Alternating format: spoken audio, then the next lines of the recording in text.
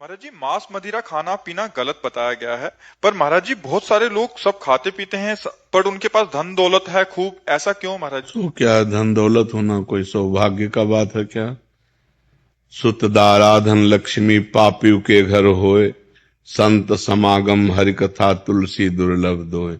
पूर्व के पुण्य के बल से धन मिलता है, और वर्तमान में जो मांस मछली खा रहे हैं, जो पाप कर रहे हैं, उनका जब पूर्व का पुण्य खत्म होगा तब पता चल जाएगा। और विद्वान या विवेकवान बुद्धिमान परिणाम को देखता है, वर्तमान को नहीं देखता है, परिणाम को देखता है। मरोगे तो तुम्हारा शरीर जाएगा, तुम्हारे साथ बैंक बैलेंस जाएगा है? क्या जाएगा फिर? इसके लिए जो पाप कर्म किए वो जाएगा। जो बकरा खा रहे हो, गाय खा रहे हो, भैंसा खा रहे हो, सुअर खा रहे हो, वो तो परिणाम तुम्हारा दुर्गति नरक में भोगनी पड़ेगी। पैसा होना कोई खास बात थोड़ी है। पैसा तो कसाई के पास भी है, पापियों के पास भी है। पैसा खास बात नहीं। शांति, आनंद, परिणाम।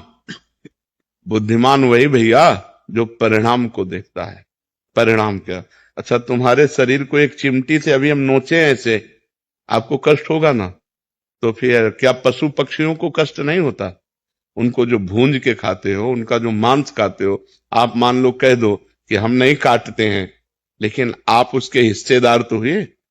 अगर आप मांस खाना बंद कर दो तो काटना बंद कर देगा। आप खरीदते हैं तो आप हिस्सेदार हैं उसके। तीन को बराबर फल मिलता है: कर्ता, अनुमोदक और प्रेरक।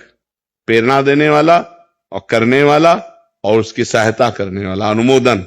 तो खाना अनुमोदन हुआ, आपको वही दंड मिलेगा। तो इसलिए धन होना कोई अच्छी बात थोड़ी है कि धन है तो अच्छी बात है। नहीं, धर्म है तो अच्छी बात है। धर्म से चल रहा है, आज धन नहीं लेकिन कल ये सुखी होगा। जैसे धर्मराज युधिष्ठिर धर्म से चल रहे थे तो 12 वर्ष का वनवास, 1 वर्ष का अज्ञातवास, और दुर्योधन अधर्म से चल रहा था, खूब वैभव सब, लेकिन 100 के 100 मारे गए। और 5 के पाल बाका भी नहीं हुआ, 5 के 5 बचे रहे। पांडव 5 के 5 बचे रहे। तो धर्मात्मा पुरुष की जय, जो अधर्म करता है उसका नाश होता ही है। ये अधर्म है। अच्छा, मदिरा पीने से लाभ क्या? हमें एक लाभ बता दो।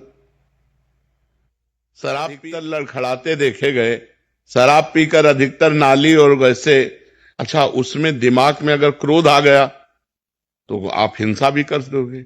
बेविचार आ गया, क्योंकि विवेक है नहीं, बुद्धि भ्रष्ट हो जाती है उससे।